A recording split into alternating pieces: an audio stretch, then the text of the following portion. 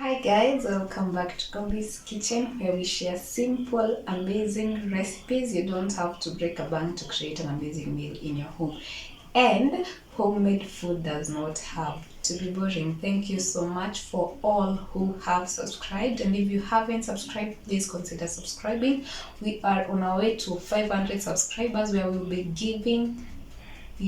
having a giveaway to Kifika 500 subscribers, which will be announced on Instagram at kobe's.kitchen. So go follow me on Instagram,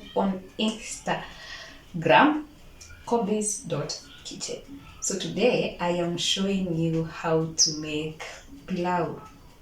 Karibuni nyote and enjoy the recipes. I know there are very many ways of cooking pilau, and what I'm going to show you might not be what you're used to cooking your pilau. So this is my way, and it is very delicious. So stick to the easiest of you, or rather your preference of cooking your pilau. There is no better or best or bad way of cooking your pilau. I'm just showing you how I make my pilau. So enjoy. So for my pilau, these are my ingredients. I'll be having lots and lots of onions. Pilau ni viungo jamani, pilau ni viungo.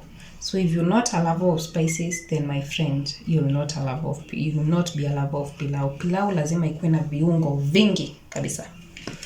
I'm having six big cloves of garlic. I'll be using a teaspoon of pilau masala, a teaspoon of cinnamon powder, a teaspoon of turmeric, a teaspoon of ginger, and cumin seeds. The cumin powder does not bring the flavor that the cumin seeds bring, so I would rather go with the seeds. I don't use the cumin powder. There are other spices that you may need to incorporate, but I however don't like them, such as the cardamom powder, because if you use more of the cardamom powder, it means that the cardamom powder will overwhelm the other spices. So if you're using the cardamom powder, make sure you're using a little bit of it. It's not a teaspoon, maybe a quarter teaspoon of the cardamom powder. However, if you have the whole spices, well and good, go ahead using the whole spices. But I don't love the whole spices because I don't want to be biting my pilau alafu nisikie nimeuma mbegu chungu mahali ama mbegu ingine inakaa ya machungwa, which is the cardamom seeds. So I would rather, however, if you have the whole seeds and you have a grinder, grind them all together to form a powder form of spices. Now sasa, because I do not want all that hassle, I rather buy every of my spice in powder form except the cumin seeds. Paka hapo tuko pamoja. So I'll be frying and I have soaked my rice for around 30 minutes ndo ikue fluffy vizuri. So soak your rice before it will be fluffy. Plus don't use the pure pishori rice because of the aroma in it. The aroma haingiangi hizo spices vizuri. Pishori rice inafaa kukuliwa ikiwa pishori, not pilau. So for pilau, use the normal biryani rice ama aromatic rice. So for today I'm using this kind of rice. I've never used it before, but as long as the rice does not have the aroma, use that rice. Don't use pishori. Pishori ita overwhelm, means of spices zitaingia vizuri. So far so good. Let's go ahead. And I also have pre-boiled meat, and ni kidogo tu. Pilau si nyama, pilau ni viungo, as I said. So nyama ikwe kidogo, isikwe mingi. Plus you can also incorporate your potatoes if you like them. Any kind of method that you know of cooking pilau, this is my method. So I don't need the potatoes in my pilau. So in this case, I'm just going to toa nyama yangu and put it hapa kwa hii and mix it kwa hii garlic yangu. So make sure you boiled your meat until it's soft, and then hiyo maji ya nyama ndo tutatumia for our rice when cooking the rice. So stick around and enjoy the recipe. So in your pan, heat some generous amount of oil. Pilau inahitaji pia mafuta. So heat some generous amount of oil. Alafu ikikuwa moto, put in your lots and lots of oil.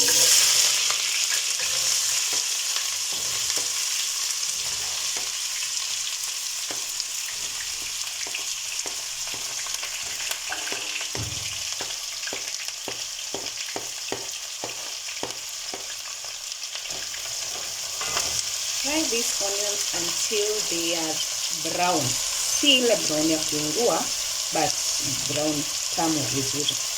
So fry them. So it will take you around 3 to 5 minutes. Fry them as you start. At this point, keep on stirring.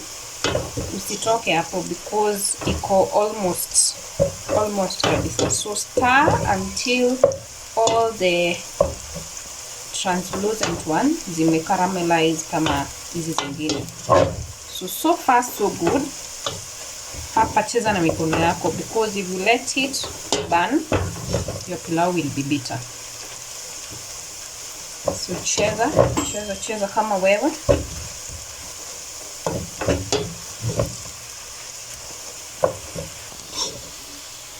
So hivo. Now this is the brown that you want, the caramelization, not the burning of the onions. So ziki-caramelize hivo, you will add in your salt to taste, ama the grated garlic that we did. Hiyo inafanyanga we stop the onions from cooking. So at a low heat sasa, at a low heat, I will add in my meat with the ginger. So this garlic, sorry. So this garlic will help in the iache kucook haraka.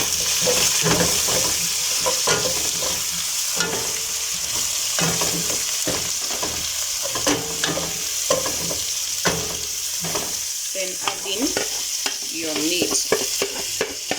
So that is enough for around 4 minutes, and then we can go ahead with our cooking.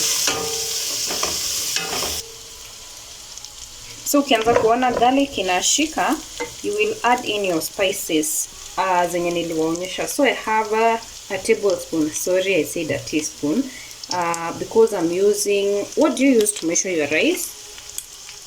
For me, I use ikikombe ya yogurt. So for this rice, I'm using 1.5 cup of this. So if you're using the same, you'll add a tablespoon. As you can, unasikia nyama yangu ina tureka. So you'll have a tablespoon of cinnamon, a tablespoon of ginger powder, a tablespoon of cumin seeds, and a tablespoon of pilau masala. So that is all for the spices. Zenye niliwaonyesha tu, that is all. So I'll then add in my spices zote hapo ndani and mix everything together.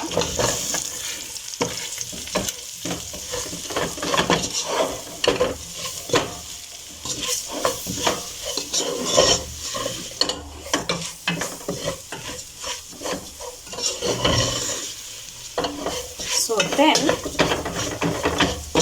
the rice, wash your rice, soak your rice for around 30 minutes and wash it. Okay, soak your rice and then wash it vizuri, and then put in your rice. This is the 1.5 cup of my rice.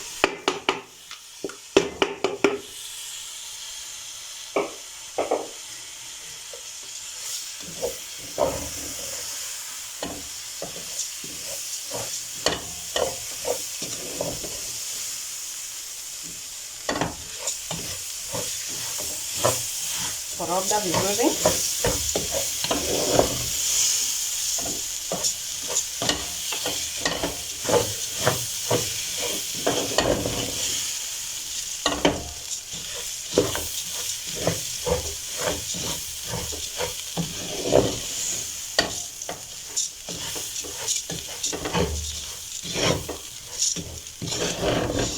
And then we will add in our meat stock.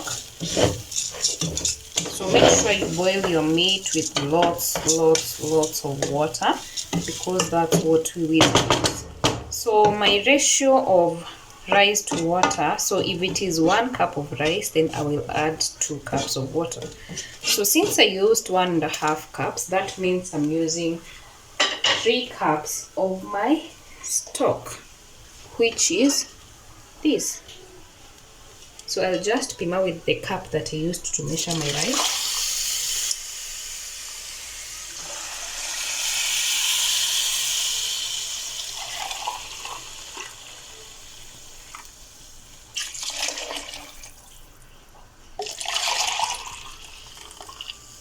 Ikikosa kutosha,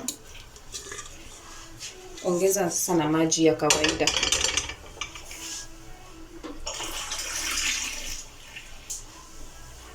So this is the 3 cups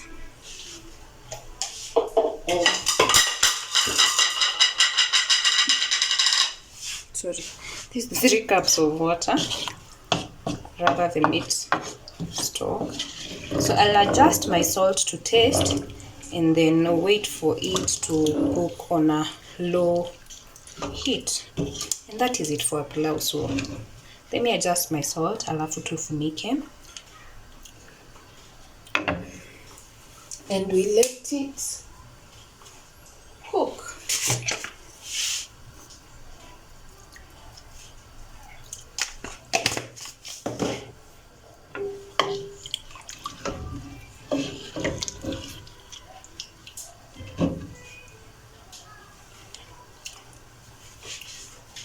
Perfect.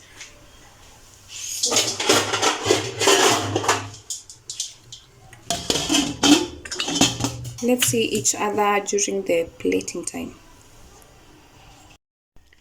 So our pilau is done, and this is practically how it looks like.